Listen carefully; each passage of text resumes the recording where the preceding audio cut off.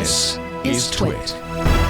This was an interesting reveal from Mark Gurman. The HomePod Mini has an unused humidity and temperature sensor in it. It's got a secret. Mm-hmm. Secret. It's the way it's placed. It's not for internal temperature or humidity. It's positioned by the power cord so that it can sense the room's temperature and humidity. Why? Why would you put that in? Why would you possibly want to supply HomeKit the temperature of a room and let you control your AC? I know, but the thing is, like, if you have an AC system, you already have a temperature sensor that's controlling the AC. It's not as though this thing is just randomly. You don't turn your AC to 8, but you wouldn't need AC to 68. You just wouldn't need it. You wouldn't need a Nest to do it. I mean, well, and I have you to have a point Honeywell, out that but the Honeywells are horrible. I have one in my house. Like it's at least for my antiquated heating and cooling system, the thermostat's in the hall, so the bedroom is never adequately heated or cooled. Okay. So having additional sensors, because I did in fact scatter AirPod Minis all over the damn house. It is it's a lot easier to drop an air, given that it does other things. It's a lot easier to drop it than another thermostat, you know. And so a centralized system knowing what the temperature is all over the house could be super useful. Yeah, maybe. There's also rumors that Apple, and there's even some evidence that Apple wants to make a HomePod with a screen.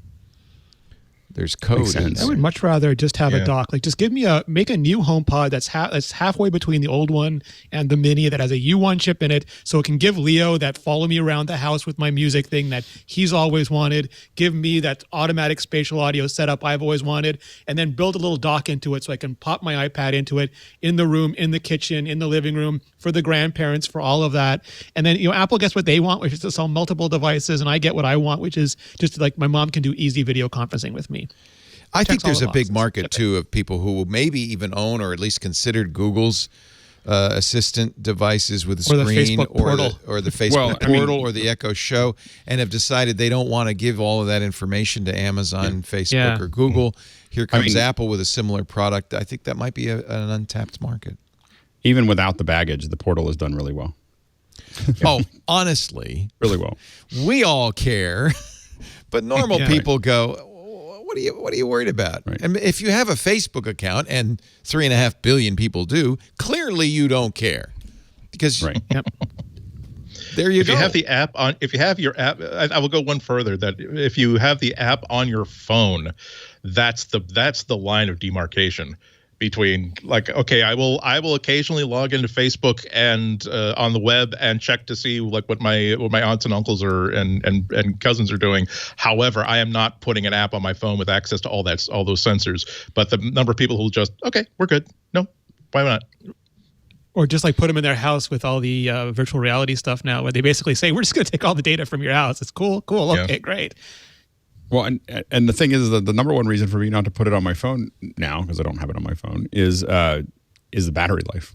It's like twice. You double your battery life by just taking Facebook off your. That's when I worried. I was like, what are they doing if they take? Like, as soon as you take it off the phone, it's immediately. Yeah.